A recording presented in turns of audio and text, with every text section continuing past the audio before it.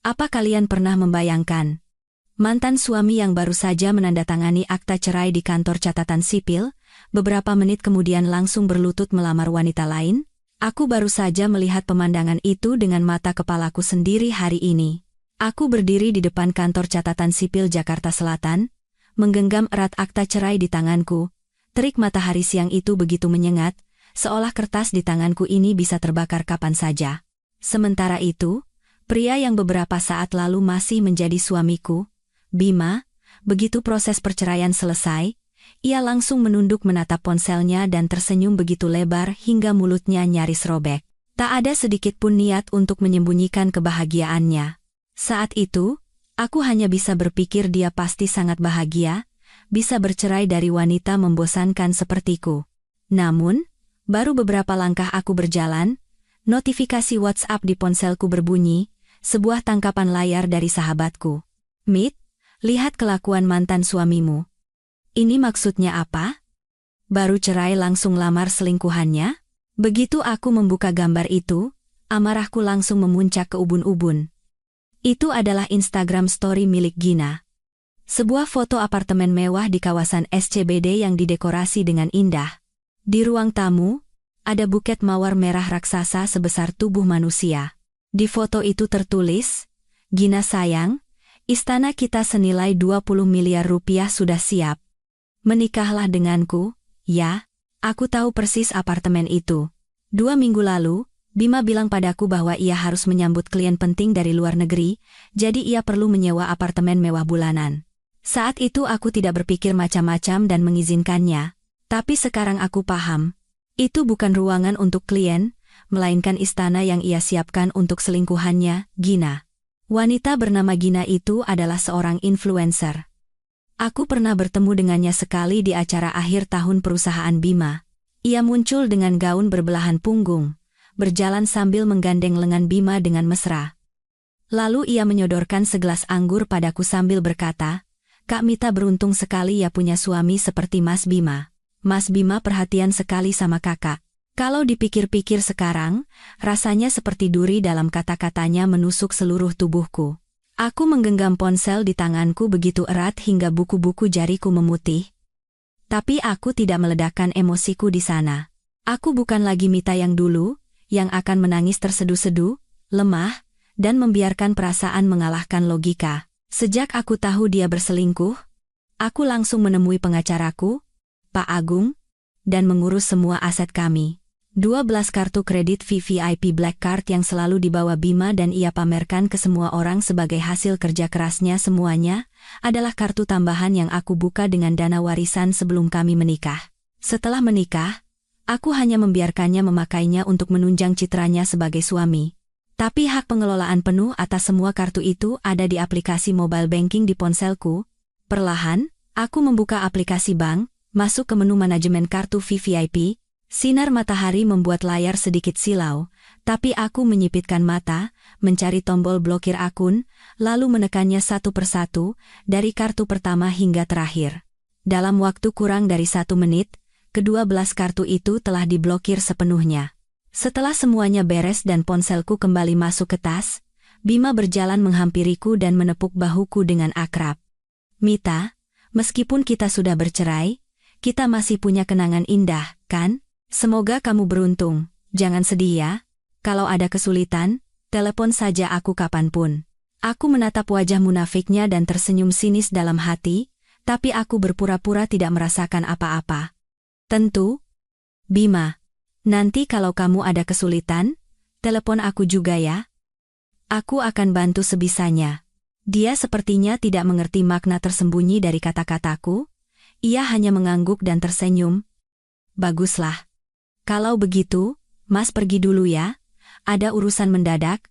Belum selesai ia bicara, ia sudah bergegas lari ke mobil yang menunggunya di pinggir jalan.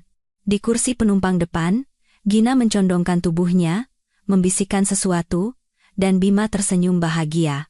Aku hanya berdiri memandangi mobil mereka menghilang dari pandangan. Akta cerai di tanganku sudah remuk, seorang ibu-ibu yang lewat melihatku dan bertanya dengan cemas, "Neng, tidak apa-apa. Beginilah kalau baru bercerai. Waktu akan menyembuhkan segalanya." Aku memaksakan senyum dan menjawab, "Tidak apa-apa, Bu. Cuma mataharinya terlalu terik." Tapi di kepalaku, rencana selanjutnya sudah tersusun rapi. Bima pasti akan membawa Gina berbelanja, menikmati hidup mewah dengan kartu yang baru saja aku blokir. Aku ingin sekali melihat wajah Gina saat kartu-kartu itu ditolak.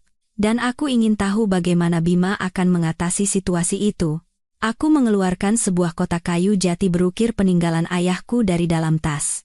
Di dalamnya, ada dokumen asli pembukaan ke-12 black card itu dan semua sertifikat aset yang merupakan hak milikku. Aku membuka kotak itu dan mengelus dokumen pembukaan kartu yang ada di paling atas. Tanggal pembukaannya tercetak jelas, 1 tahun sebelum kami menikah, lengkap dengan stempel bank. Sinar matahari yang mengenai dokumen di dalam kotak itu anehnya membuat hatiku terasa tenang. Mau memakai uangku untuk menikahi selingkuhanmu? Mau memakai kartuku untuk pamer kekayaan?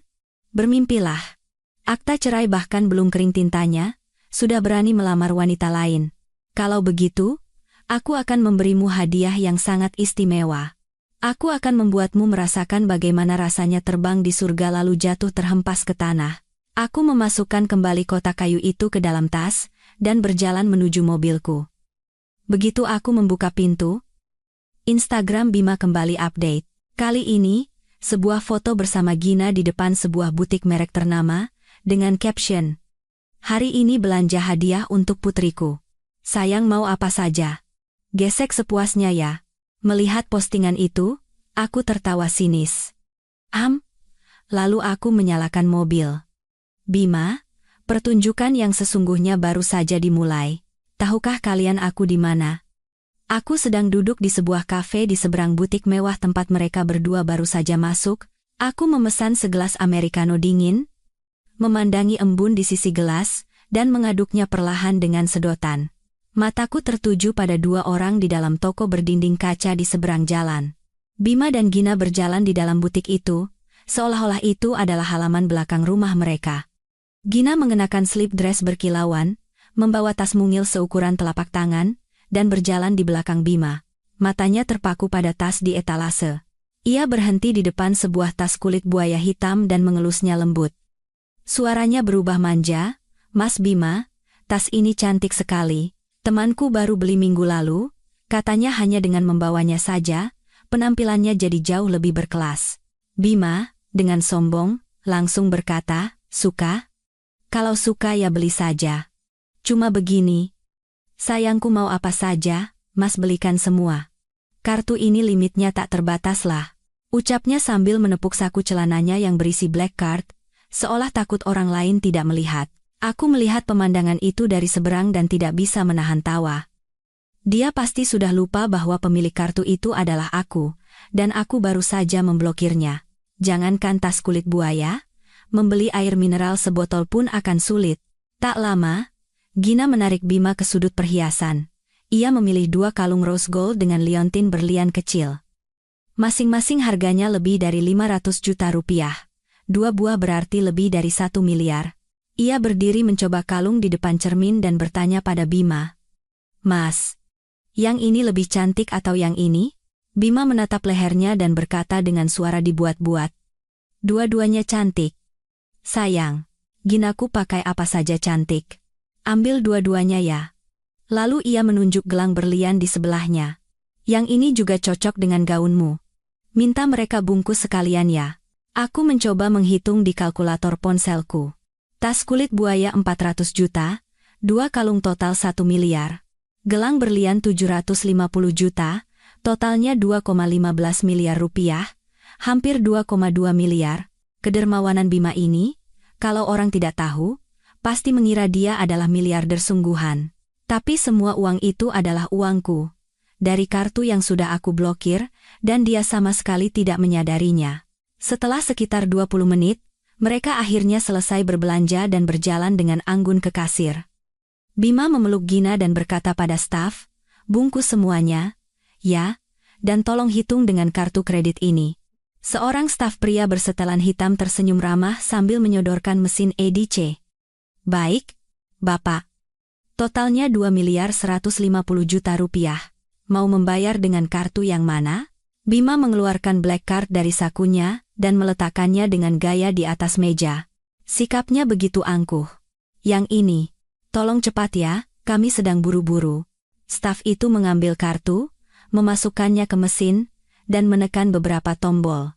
Tapi kemudian, senyum di wajahnya memudar. Ia menatap Bima dan berkata, "Mohon maaf, Bapak, kartu ini tidak bisa diproses." "Mungkin Bapak salah memasukkan PIN?" Wajah Bima mulai menegang. "Tidak mungkin. PIN-nya benar. Coba lagi." Staf itu mencoba lagi, tapi mesin itu berbunyi bip dan menampilkan pesan transaksi gagal. Pelanggan lain di sekitar mulai menoleh ke arah mereka. Wajah Bima memerah. Ia cepat-cepat mengeluarkan black card lain dari sakunya. "Kalau begitu, coba yang ini. Sepertinya kartu tadi ada masalah." Aku yang duduk di kafe seberang menyesap americanoku dan tertawa dalam hati. "Kartunya tidak ada masalah, Bima. Hidupmulah yang bermasalah. Dan masalahnya bukan cuma satu kartu, tapi ke-12 kartunya." Staf itu menerima kartu kedua, tapi hasilnya sama, transaksi gagal. Keringat dingin mulai muncul di dahi Bima. Ia mengeluarkan kartu ketiga, keempat, dan seterusnya, mengobrak-abrik saku celana dan jasnya hingga ke-12 black card itu berjajar di atas meja. Tapi hasilnya tetap sama. Pelanggan lain berhenti berbelanja dan menatap mereka. Bahkan terdengar bisikan, "Bukankah itu orang yang di IG mau melamar pacarnya dengan apartemen 20 miliar? Ya ampun, ada apa? Satu kartu pun tidak bisa digesek? Jangan-jangan penipu yang bawa gadis muda buat pamer kekayaan, tapi akhirnya malu sendiri." Wajah Gina pucat pasi. Kepercayaan dirinya lenyap. Ia menarik lengan Bima dan berbisik, "Mas Bima, kita beli lain kali saja ya? Aku baru ingat ada urusan mendadak." Tanpa menunggu jawaban Bima, ia meletakkan kalung di tangannya ke atas meja seolah membuangnya, lalu berlari dengan sepatu hak tingginya keluar dari toko, mengabaikan tas mungil yang tadi sangat ia sukai. Bima memandangi punggung Gina yang kabur, lalu beralih ke deretan black card di meja dan tatapan sinis orang-orang di sekitarnya. Wajahnya merah padam seperti hati sapi. Ia mengambil salah satu kartu dan membentak staf, "Kamu sengaja ya? Bagaimana mungkin kartu ini ditolak? Minggu lalu aku masih menggesek miliaran dengan kartu ini." Staf itu sepertinya mulai kesal. Ia memutar layar mesin EDC ke arah Bima dan berkata dengan nada dingin, "Bapak lihat sendiri ya. Di layar tertulis, penggunaan ditangguhkan atas permintaan pemilik kartu, tidak ada hubungannya dengan mesin atau PIN. Kalau tidak percaya, silakan hubungi pemilik kartunya untuk memeriksa apakah akunnya diblokir. Penggunaan ditangguhkan atas permintaan pemilik kartu." Bima melihat pesan itu dan terdiam sejenak, sebelum matanya terbelalak seolah teringat sesuatu. Ia secara refleks menoleh keluar toko. Aku cepat-cepat menunduk, pura-pura menyeruput kopiku. Dia pasti tahu ini perbuatanku. Beberapa detik kemudian, saat aku mengangkat wajah lagi, Bima sedang tergesa-gesa menyapu semua kartunya dari meja dan memasukkannya ke saku. Ia berjalan menunduk keluar dari toko dengan cepat, nyaris menabrak pelanggan lain, tapi bahkan tidak meminta maaf. Ia menghilang begitu saja. Para staf menatapnya pergi, lalu berbisik-bisik sebelum tertawa. Aku menghabiskan sisa americanoku, merasa sangat puas. "Bima suka pamer kekayaan, kan? Menyenangkan sekali memakai kartuku untuk memanjakan selingkuhanmu. Sekarang kau tahu, kan? Kalau tanpa izinku, kau bahkan tidak punya kemampuan untuk membeli satu tas pun." Aku mengambil ponselku dan mengirim pesan ke Pak Agung. Tahap 1 berhasil. Semua 12 kartu sudah diblokir di tengah butik mewah. Dia sangat malu, dan selingkuhannya kabur. Tak lama, balasan datang.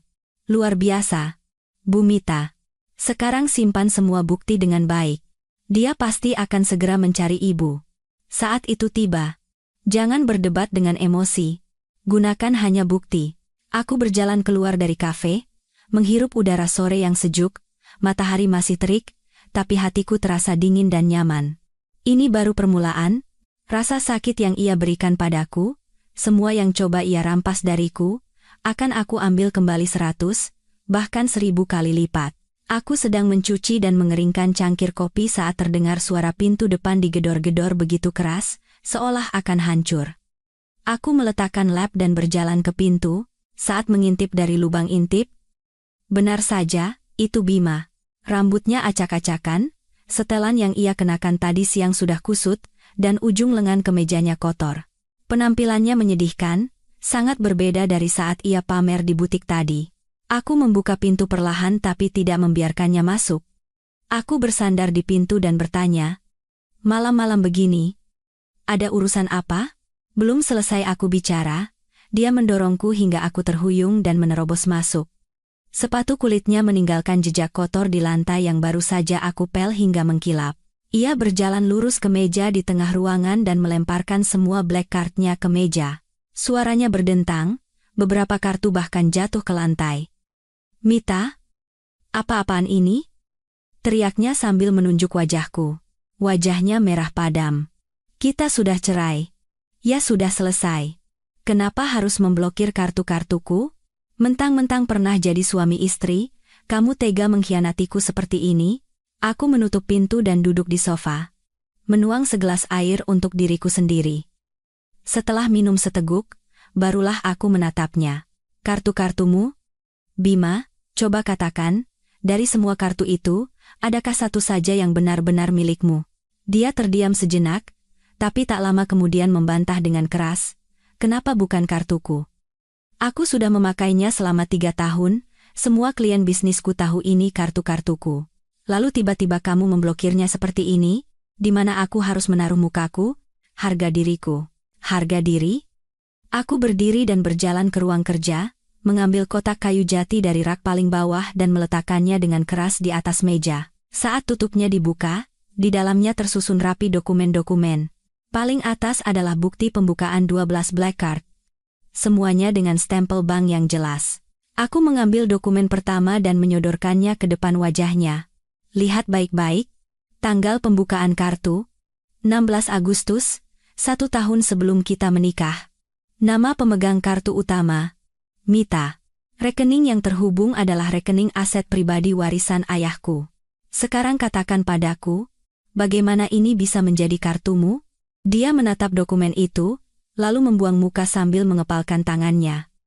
"Ya, memang. Anggap saja itu kartu yang kamu buat sebelum menikah, tapi setelah menikah, aku menggunakan kartu ini untuk bisnis sampai sukses besar. Kalaupun tidak ada jasa, setidaknya ada usaha. Walaupun itu bukan kartuku, caramu memblokirnya tanpa memberitahuku sama sekali itu keterlaluan." "Usaha?" Aku mengambil setumpuk dokumen lain. "Itu adalah rincian penggunaan kartu. Dengan kartu ini, kamu membelikan 3 tas untuk Nona Gina, 2 gelang, totalnya hampir 1 miliar. Ini yang kamu sebut untuk urusan pekerjaan? Lalu ini, uang muka apartemen 20 miliar yang kamu pakai untuk melamarnya bulan lalu, 5 miliar rupiah. Kamu bilang padaku uang itu untuk menyewa tempat bagi klien, bukan? Bima, kamu memakai uangku untuk membeli istana bagi selingkuhanmu? Dan kamu masih punya muka untuk bicara soal usaha denganku?" Wajahnya berubah-ubah warna, dari merah menjadi putih, lalu hijau, mulutnya ternganga, tapi tak ada satu kata pun yang keluar. Aku membentangkan ke-12 bukti pembukaan kartu di atas meja. "Kartu-kartu ini, awalnya aku berikan padamu karena kamu adalah suamiku. Aku ingin kamu punya citra yang baik di depan rekan bisnismu. Bukan untuk membiayai selingkuhanmu atau membeli rumah yang bukan rumah kita." Aku menunjuk dokumen-dokumen itu dengan suara dingin. "Sekarang kita sudah bercerai. Milikku, aku ambil kembali, itu wajar. Aku memblokir kartuku sendiri, apa masalahnya?" Dia menatap dokumen yang berserakan di meja, lalu merosot ke sofa seperti balon kempis. Ia memegangi kepalanya dan bergumam, "Lalu sekarang aku harus bagaimana? Aku harus membayar rekan bisnis, dan juga harus memberi uang pada Gina. Apa yang akan kamu lakukan? Itu bukan lagi urusanku." Aku mengumpulkan kembali semua dokumen ke dalam kotak kayu. "Saat kamu menghabiskan uang untuk selingkuhanmu, saat kamu menandatangani kontrak pembelian apartemen 20 miliar itu, apa kamu tidak pernah berpikir akan ada hari seperti ini? Saat kamu memakai uangku untuk pamer kekayaan, apa kamu tidak pernah berpikir bahwa uang itu bukan milikmu?" Tiba-tiba, dia mengangkat wajahnya. Matanya merah. Ia memegang lenganku. "Mita, masalah. Tolong, Buka blokir satu kartu saja untuk Mas. Ya, cuma satu. Biar Mas bisa bayar rekan bisnis dulu. Kalau krisis ini lewat, Mas janji akan kembalikan semua uang yang pernah Mas pakai. Tolonglah. Aku menyentakkan tangannya dengan keras hingga meninggalkan bekas merah di lengannya. Bima. Berhenti bermimpi. Saat kamu berselingkuh, saat kamu dan Gina pamer di Instagram, saat itulah seharusnya kamu merasa bersalah. Memohon sekarang sudah tidak ada gunanya. Dia sepertinya sadar aku tidak akan luluh. Ia bangkit dan menyapu semua kartu di meja, memasukkannya ke saku. Dia menatapku dengan penuh kebencian dan berkata, "Mita, lihat saja, masalah ini tidak akan selesai semudah ini." Setelah berkata begitu, dia berjalan ke pintu dan membantingnya dengan keras hingga lampu sensor di koridor menyala. Aku berjalan ke jendela, melihatnya berjalan terhuyung-huyung keluar dari apartemen, lalu menyetop taksi. Sentuhan keras dari kotak kayu jati di pelukanku membuatku merasa lebih percaya diri. Aku tahu dia tidak akan menyerah begitu saja. Dan orang berikutnya yang akan datang menemuiku pastilah ibunya, Ibu Wati, yang sangat memanjakan putra satu-satunya itu.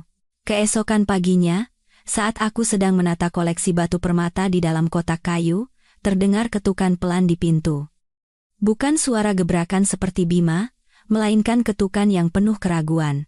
Saat aku mengintip, benar saja, itu mantan ibu mertuaku, Ibu Wati. Di tangannya ada kantong kain merah berisi beberapa buah apel. Dia masih mengenakan jaket biru yang aku belikan tahun lalu, tapi warnanya sudah pudar karena sering dicuci. Rambutnya disisir rapi dengan minyak rambut, menandakan dia sudah bersiap-siap. Saat aku membuka pintu, dia tersenyum manis dan menyodorkan kantong di tangannya. "Mita, ini apel segar. Ibu baru beli dari pasar tadi pagi. Ibu dengar kamu dan Bima sudah cerai. Ibu takut kamu sedih, jadi ibu datang menjenguk." Aku tidak menerima kantong itu, tapi mempersilakannya masuk. "Tidak perlu repot-repot, Bu. Di rumah banyak buah, silakan masuk dulu." Dia masuk ke ruang tamu dengan canggung sambil memegang kantong itu, lalu duduk di sofa. Matanya menyapu sekeliling ruangan dan berhenti sejenak pada kotak kayu jati di atas meja, sebelum beralih ke arah lain. Ia menggerak-gerakkan tangannya dan mulai bicara. "Mita, kemarin ibu dengar dari Bima katanya kamu memblokir semua kartunya. Apa ada salah paham, Nak? Bima memang kadang kelakuannya kurang baik, tapi sama kamu kan dia baik? Ulang tahun ibu saja dia masih ajak beli kalung." Aku meletakkan segelas air hangat di depannya dan duduk di seberangnya. "Tidak ada salah paham, Bu. Semua kartu itu memang Mita yang blokir. Tapi kartu-kartu itu Mita buat dari aset pribadi sebelum menikah. Mita memblokir kartu milik Mita sendiri. Apa ada masalah?" Dia mengangkat gelas air itu tapi tidak meminumnya, hanya menggenggamnya. Suaranya melembut. "Mita, ibu tahu kamu anak yang pintar. Sekarang Bima sedang ada masalah pekerjaan di kantor, harus bayar rekan bisnis. Kalau kamu blokir kartunya seperti ini, bagaimana dia bisa bekerja di luar? Bagi laki-laki, citra itu penting. Kalau kamu begini, di mana dia mau menaruh mukanya?" Aku mengambil laporan tagihan kartu kredit yang sudah aku siapkan di bawah meja dan meletakkannya di hadapannya. "Coba ibu lihat ini. Ini daftar pengeluaran Bima dari kartu Mita. Beli tas untuk wanita bernama Gina hampir 1 miliar. Beli istana 5 miliar. Ini bukan biaya untuk menyambut klien, Bu. Kalau dia pakai untuk kerja, Mita tidak akan memblokirnya. Tapi dia pakai uang Mita untuk membiayai selingkuhannya. Kenapa Mita harus membiarkannya terus memakai kartu itu?" Ibu Wati melirik laporan itu sekilas, lalu cepat-cepat membuang muka. Nada suaranya sedikit mengeras. "Itu karena Bima hanya khilaf sesaat, anak muda kan begitu, bisa berbuat salah. Anggap saja demi ibu, bukan demi Bima. Tolong buka blokir satu kartu saja, tidak bisakah? Nanti setelah urusan pekerjaannya selesai, dia pasti akan kembalikan. Jangan khawatir, demi ibu." Aku mengambil 3 lembar surat perjanjian peminjaman perhiasan dari kotak kayu dan membentangkannya di hadapannya. "Kalau begitu, demi Mita, tolong ibu kembalikan perhiasan yang ibu pinjam ini." Begitu melihat dokumen itu, raut wajahnya langsung berubah. "Perhiasan apa? Ibu tidak pernah pinjam perhiasanmu. Apa ibu lupa?" Aku menunjuk dokumen pertama. Bulan Maret tahun lalu, ibu mau ke acara pernikahan saudara, jadi ibu pinjam gelang berlian Mita. Di sini tertulis dipinjamkan kepada Ibu Wati dan harus dikembalikan setelah acara selesai. Ada tanda tangan ibu di sini. Lalu bulan Mei, acara pertunangan putri ibu pinjam kalung berlian, dan ini lagi, Agustus, ulang tahun ibu, katanya ingin pakai, jadi ibu pinjam cincin ruby ini. Gelang berlian ini harganya 8 miliar, kalung berlian 6 miliar, cincin ruby 4 miliar, totalnya 18 miliar rupiah, Bu. Semuanya aset pribadi Mita sebelum menikah. Sekarang kita sudah cerai, ibu harus mengembalikannya. Wajahnya berganti-ganti dari putih ke merah. Akhirnya, dia membela diri dengan suara lirih, ibu kira kamu memberikannya sebagai hadiah. Lagi pula, ibu sudah sering memakainya. Pasti ada goresan, bagaimana bisa dikembalikan? Bu, waktu Mita pinjamkan, Mita sudah bilang dengan jelas. Ini dipinjamkan, bukan diberikan sebagai hadiah. Dan ibu menandatangani sendiri surat perjanjiannya. Soal goresan tidak apa-apa, nanti Mita bisa perbaiki. Yang penting ibu kembalikan dulu barangnya. Kalau tidak bisa dikembalikan, Mita terpaksa akan meminta Pak Agung untuk menempuh jalur hukum. Kalau sudah sampai pengadilan, nanti kita jadi tidak enak. Dia sontak berdiri dan berteriak, "Apa? Mau menuntut ibu? Mita, kenapa kamu jadi sekejam ini?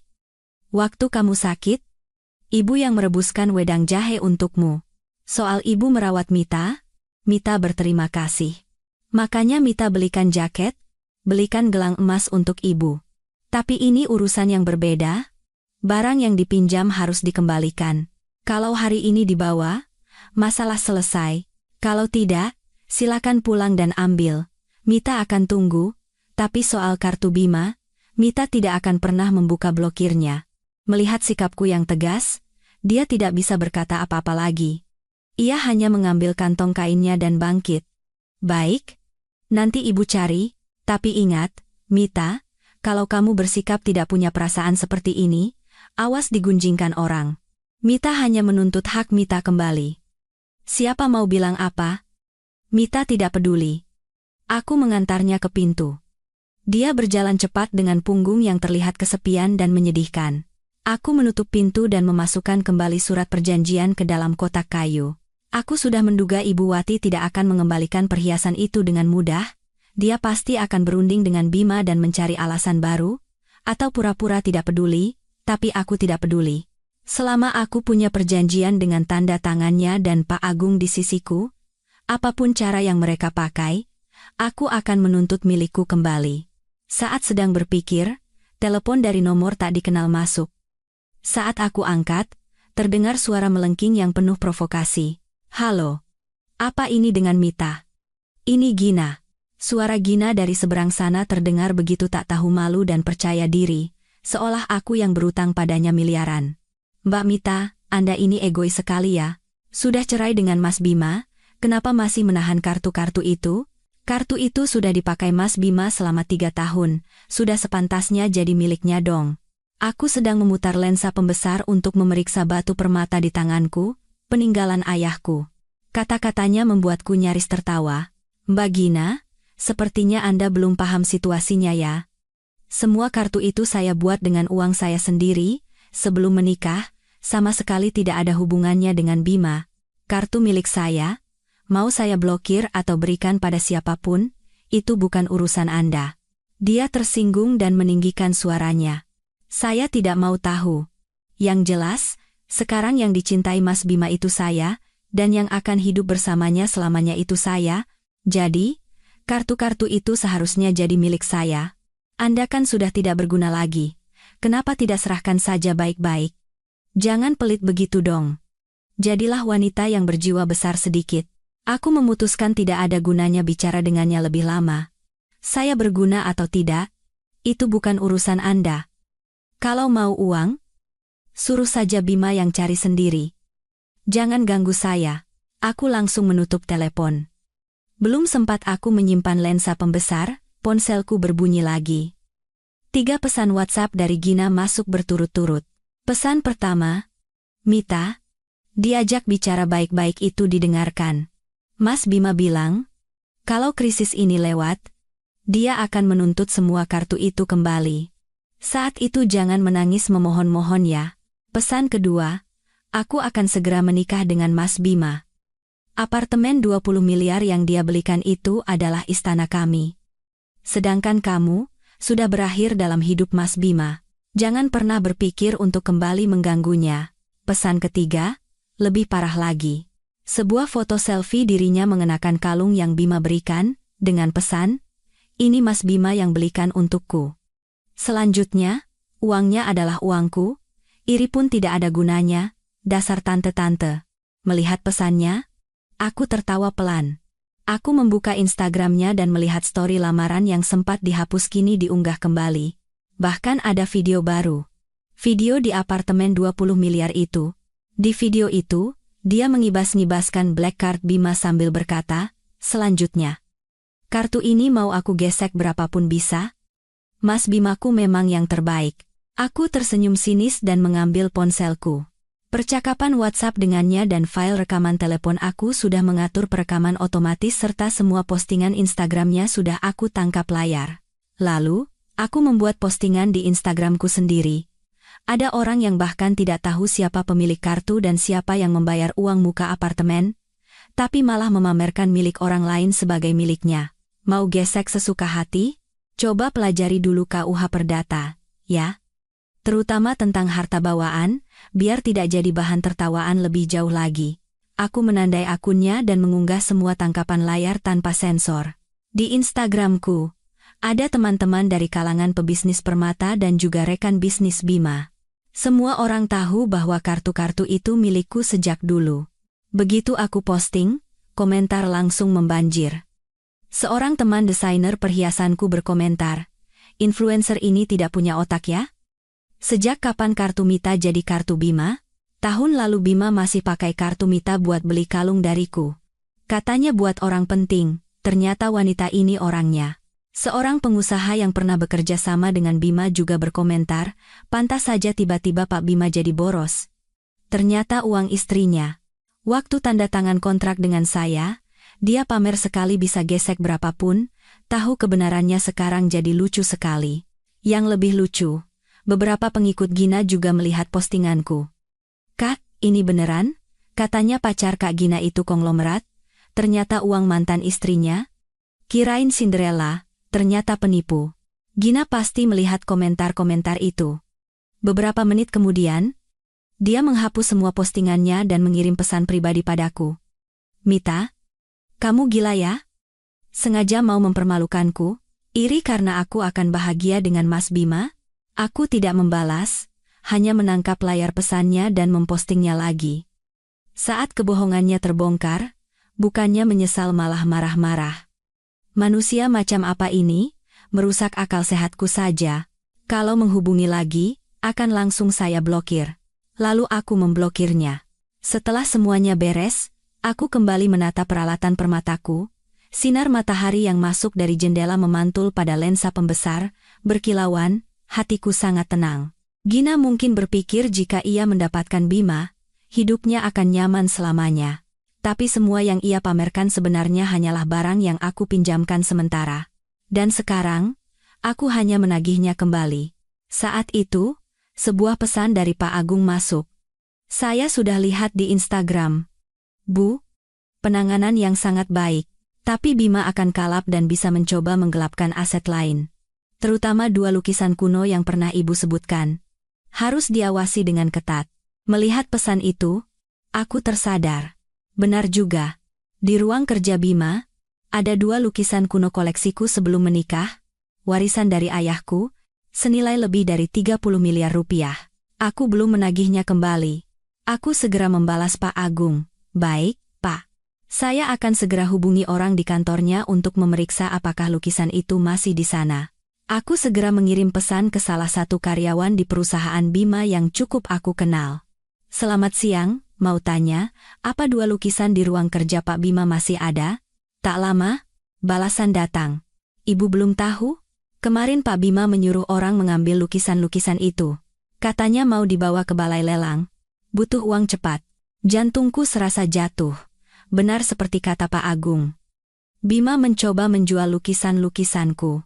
Aku berterima kasih pada karyawan itu dan segera menelepon Pak Agung untuk memberitahukan masalah ini. Tenang, Bu Mita. Saya akan hubungi pihak balai lelang sekarang. Ibu bawa sertifikat kepemilikan lukisannya. Kita bertemu di depan balai lelang 30 menit lagi.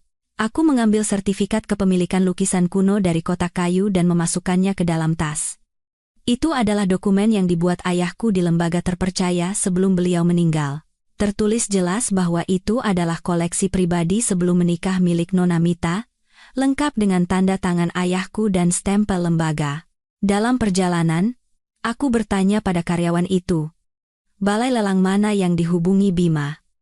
Beruntung, aku mendapat jawaban cepat. Saya dengar Pak Bima akan menandatangani kontrak jual titip, jam 10 pagi ini, Bu. Aku melihat jam.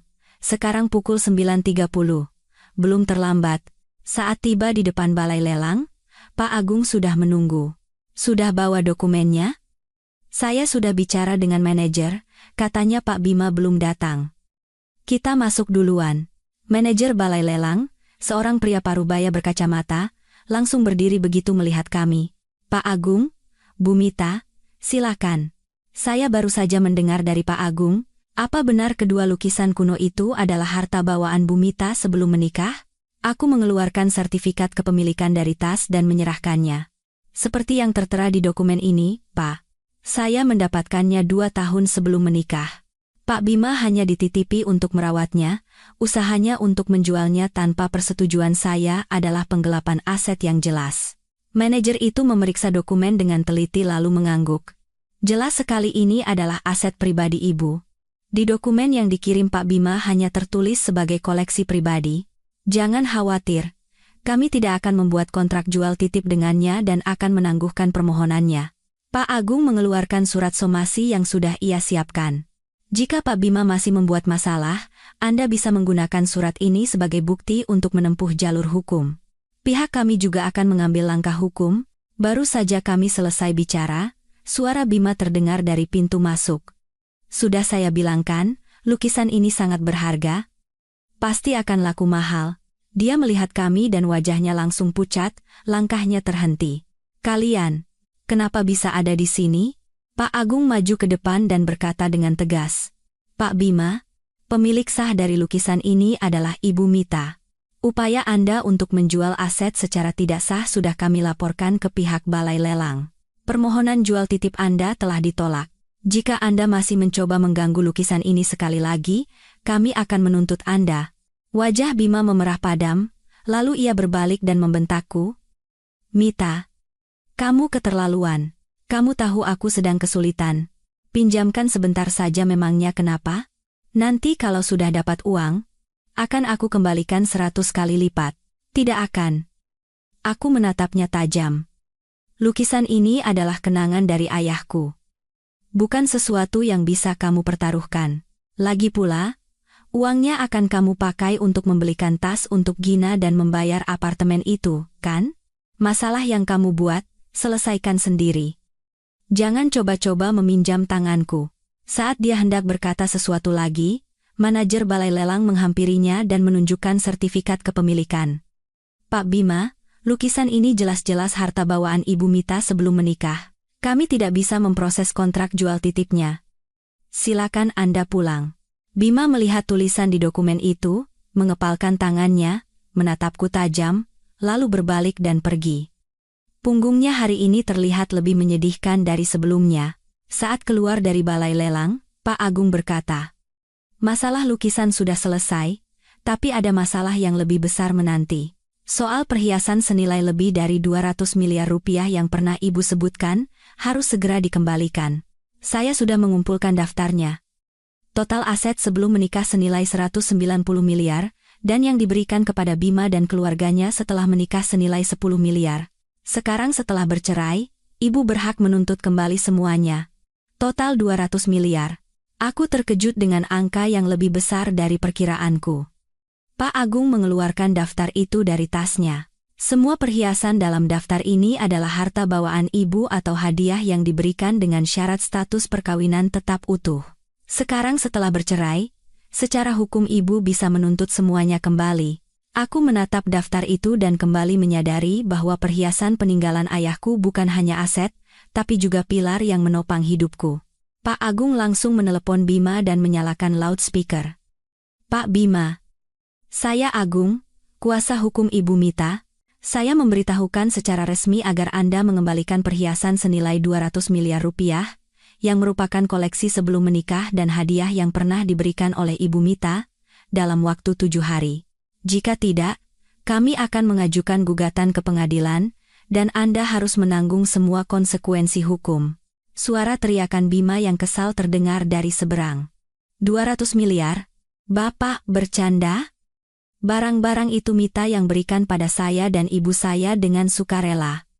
Mana bisa dituntut kembali? Jangan bicara yang tidak masuk akal, Pak Agung tertawa dingin. Pak Bima, Anda sepertinya lupa. Saat Ibu Mita memberikan perhiasan itu, ada kontrak hibah bersyarat yang dibuat. Di dalamnya tertulis jelas bahwa perhiasan itu hanya bisa digunakan selama status perkawinan masih berlaku dan harus dikembalikan jika terjadi perceraian.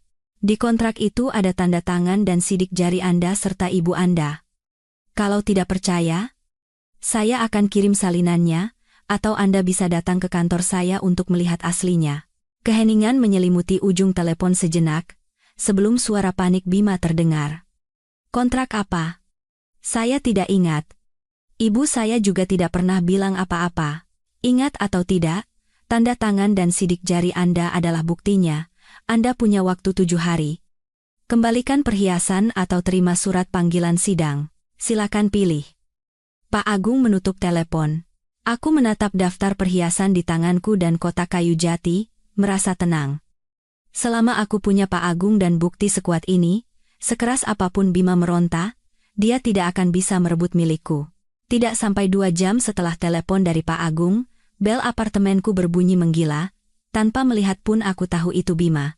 Saat aku membuka pintu, dia berdiri di sana dengan kondisi lebih berantakan dari kemarin. Di tangannya ada kantong plastik berisi sesuatu. Mita, mana kontrak gila itu? Aku mau lihat sekarang. Teriaknya sambil menerobos masuk. Kontrak yang pengacara itu bilang, aku tidak pernah tanda tangan hal seperti itu. Kamu pasti memalsukannya. Aku menyuruhnya duduk di sofa, dan berjalan ke ruang kerja untuk mengambil kotak kayu jati. Aku mengeluarkan sebuah map dari paling bawah. Itu adalah kontrak hibah bersyarat untuk perhiasan. Aku melemparkannya ke hadapannya. Lihat sendiri. Lalu katakan kalau itu bukan tanda tanganmu, bukan sidik jarimu. Dia mengambil kontrak itu dan menggosok-gosok tanda tangannya. Wajahnya pucat pasi. Ini kan waktu kamu bilang ini hanya dokumen formalitas. Jadi aku tidak membacanya dan langsung tanda tangan. Ini tidak sah. Tidak sah. Aku mengeluarkan sebuah alat perekam suara dari kotak dan memutarnya. Percakapan di hari penandatanganan kontrak terdengar jelas. Suaraku yang tenang berkata, di kontrak ini tertulis jelas ya, perhiasan ini hanya boleh kamu pakai selama kita masih menikah. Kalau kita cerai, harus dikembalikan seluruhnya padaku. Baca baik-baik, baru tanda tangan. Lalu disusul suara Bima yang terdengar kesal. Iya, tahu. Katanya cuma formalitas. Kan? Cepat tanda tangan saja biar selesai. Di rekaman itu, suara pena menggores kertas terdengar sangat jelas. Wajah Bima berubah kelabu. Ia mematikan perekam dan melempar kontrak ke meja. Iya, aku yang tanda tangan. Tapi aku sudah pakai perhiasan itu bertahun-tahun. Pasti ada goresan, ada aus, mana bisa diganti rugi penuh? Goresan? Aku mengeluarkan dokumen lain. Itu adalah sertifikat penilaian permata yang baru dikeluarkan minggu lalu. Ini hasil penilaian dari lembaga terpercaya. Selain cincin rubi yang ibumu pinjam ada sedikit goresan halus, semua perhiasan lain dalam kondisi sangat baik. Goresan sekecil itu bisa diperbaiki dan tidak memengaruhi nilainya. Dan di kontrak hanya tertulis harus dikembalikan saat bercerai. Tidak ada pasal yang bilang kalau sudah dipakai, dan aus tidak perlu dikembalikan.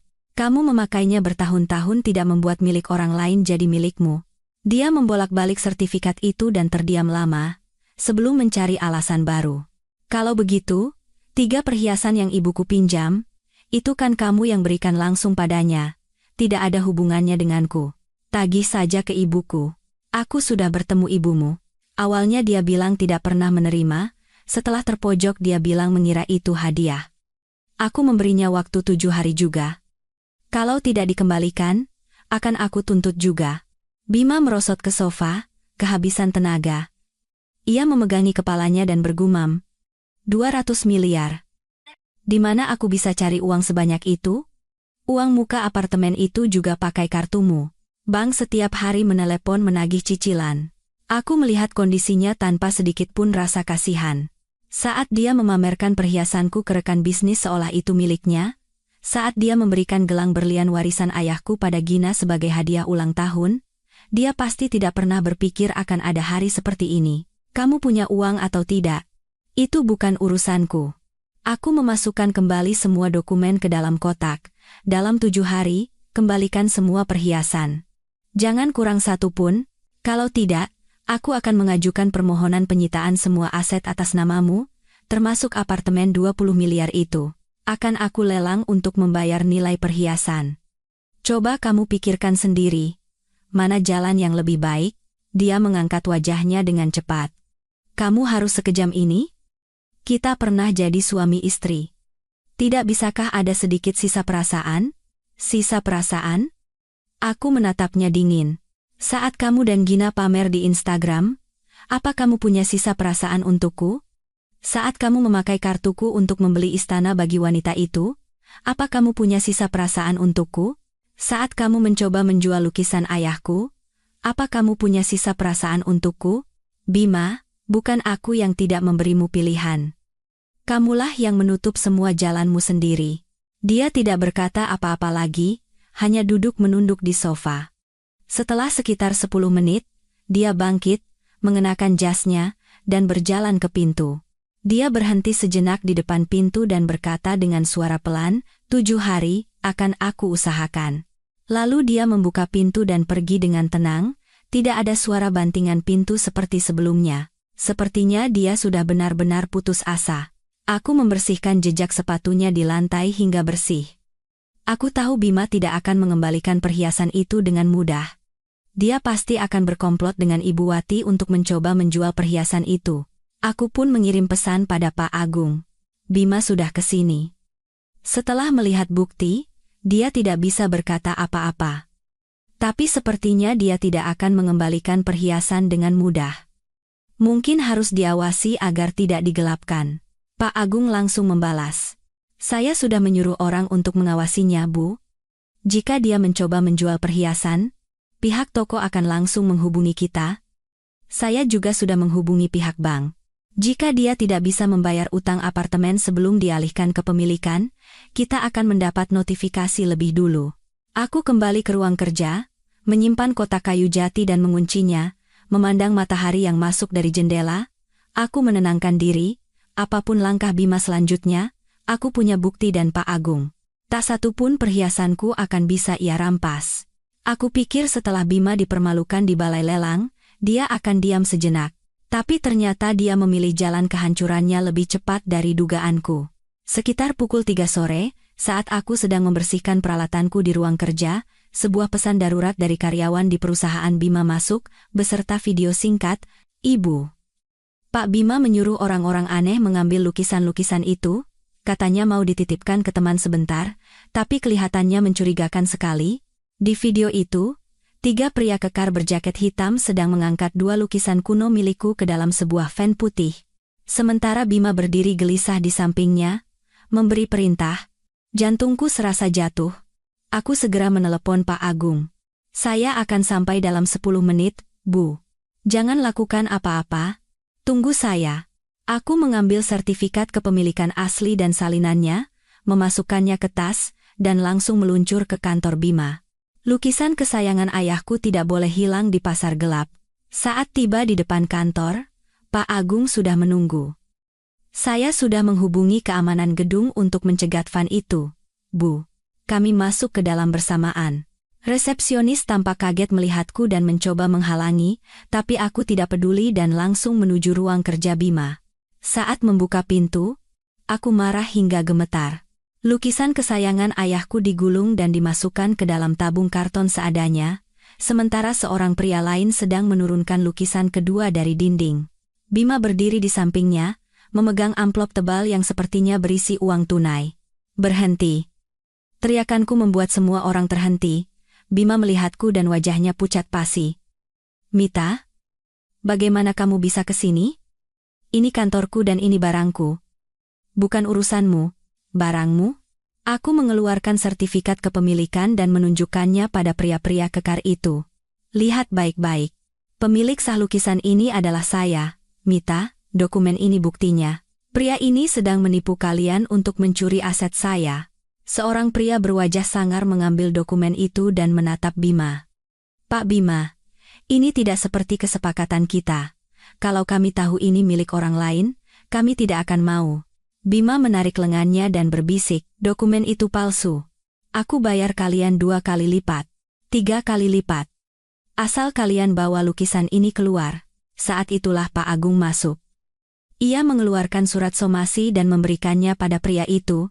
"Jika kalian terlibat dalam penjualan aset tidak sah ini, kalian akan dituntut sebagai kaki tangan dan harus membayar ganti rugi minimal 15 miliar rupiah. Coba pikirkan, apa kalian sanggup bayar?" Pria itu membaca surat somasi dengan cepat dan wajahnya pucat. Ia mengembalikan dokumen padaku dan berkata pada Bima, "Pak Bima, pekerjaan ini tidak bisa kami lanjutkan. Cari saja orang lain." Dia memberi isyarat pada anak buahnya, dan mereka pergi tanpa mengambil uang sepeser pun. Bima yang tinggal sendirian menjadi kalap. Ia berlari hendak menyerangku. "Mita, lukisan ini sudah tergantung di ruanganku selama 3 tahun. Ini pasti milikku. Apa hakmu melarangku menjualnya?" Pak Agung menghalanginya. "Pak Bima, mau pakai kekerasan? Anda sudah punya dakwaan penggelapan aset. Kalau tidak mau ditambah dengan penganiayaan, lebih baik Anda diam." Bima merosot ke lantai dan berteriak putus asa. "Perusahaanku akan bangkrut, bank setiap hari menagih utang. Kalau tidak menjual lukisan ini, aku akan habis. Tolonglah, bantu aku. Bantu?" Aku mengelus lukisan itu.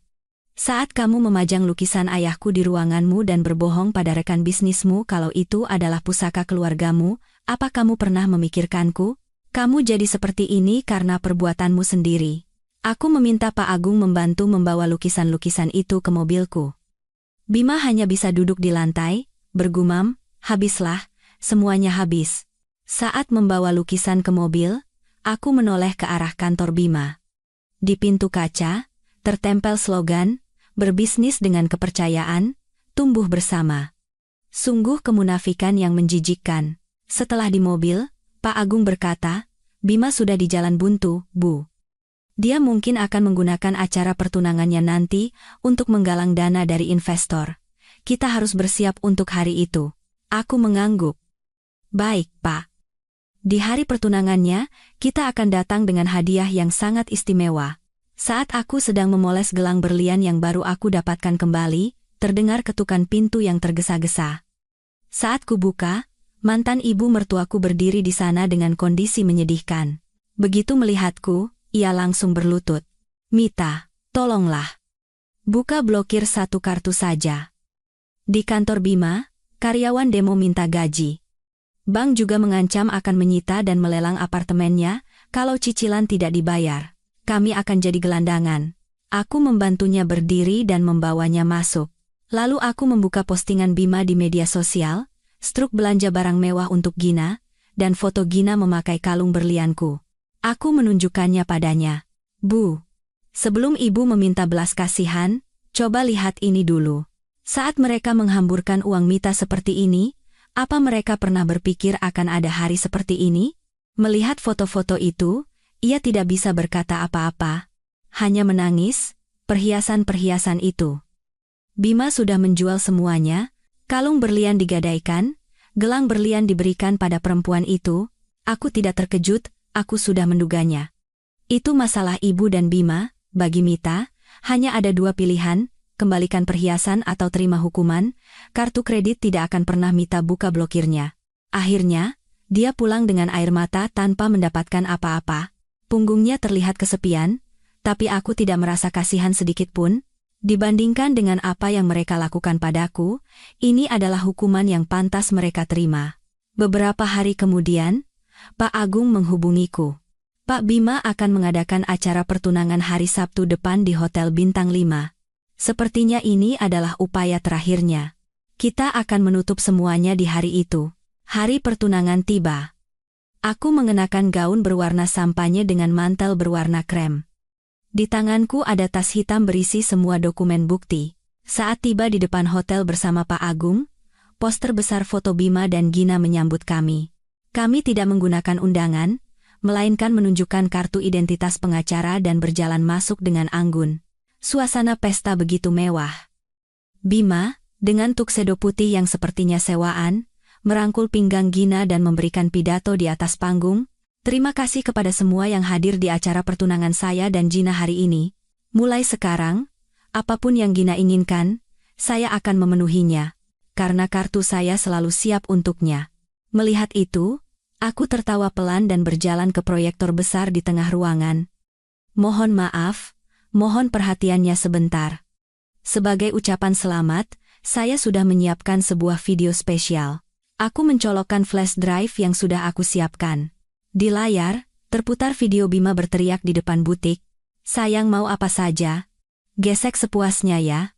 Disusul dengan dokumen yang membuktikan akulah pemilik asli ke-12 Black Card itu, kontrak hibah bersyarat perhiasan senilai 200 miliar, dan rincian pembayaran uang muka apartemen 20 miliar dengan kartuku. Pesta langsung menjadi kacau. Itu semua uang perempuan itu? Ini penipuan. Pantas saja tiba-tiba kaya. Bisikan datang dari segala arah. Wajah Gina pucat pasi. Ia menyentakkan lengan Bima dan berteriak, "Jadi semua ini benar? Kamu membohongiku?" Ia mengangkat gaunnya dan berlari keluar dari pesta. Para tamu tertawa terbahak-bahak. Bima yang kalap berlari hendak menyerangku, tapi Pak Agung menghalanginya. "Pak Bima, penggelapan aset, penipuan, menyembunyikan aset, dakwaan Anda banyak sekali. Sebentar lagi Anda akan menerima surat panggilan sidang." Bima merosot ke lantai, putus asa. Aku menghampirinya dan melemparkan cek kosong yang pernah ia berikan padaku di hari perceraian. "Ini sisa perasaan sebagai mantan suami istri? Memakai uangku untuk membiayai selingkuhanmu?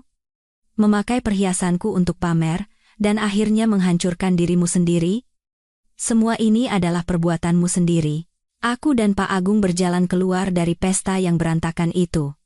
Di depan hotel, kami berpapasan dengan Ibu Wati yang baru datang. Saat dia bertanya tentang situasi di dalam, aku tersenyum dan menjawab, "Sudah berakhir dengan sangat baik, Bu. Calon pengantin wanitanya kabur, para tamu sudah pulang. Coba saja Ibu lihat sendiri." Beberapa saat kemudian, terdengar suara tangisan histerisnya dari dalam hotel. Setelah itu, perusahaan Bima bangkrut dan ia menghadapi tuntutan hukum yang tak terhitung jumlahnya. Apartemen 20 miliar itu dilelang, tapi setelah membayar utang bank dan gaji karyawan yang tertunggak, hampir tidak ada yang tersisa. Kudengar Ibu Wati harus bekerja sebagai pemetik sayur di pasar untuk bertahan hidup. Sementara Gina dicap sebagai selingkuhan penipu, karier influencernya tamat, dan akhirnya ia kabur dari Jakarta. Aku mendapatkan kembali hidupku. Aku menyumbangkan sebagian perhiasan peninggalan ayahku ke sebuah yayasan yang membantu perempuan untuk bisa mandiri. Dan di ruang kerjaku, aku membuka kelas hukum tentang perlindungan aset untuk perempuan yang pernah terluka sepertiku. Banyak perempuan datang untuk belajar tentang hak-hak mereka dan cara untuk berdiri di atas kaki sendiri. Hari ini, sinar matahari yang hangat masih menyinari ruang kerjaku seperti biasa. Perhiasan di dalam etalase memantulkan cahaya itu. Berkilauan, aku mengelus kotak kayu jati peninggalan ayahku dan berpikir dalam hati. Pilar sejati dalam hidup bukanlah orang lain, melainkan diri kita sendiri. Mampu melindungi apa yang menjadi milik kita dengan anggun dan hidup dengan kekuatan sendiri itulah cara hidup yang paling keren dan paling kuat.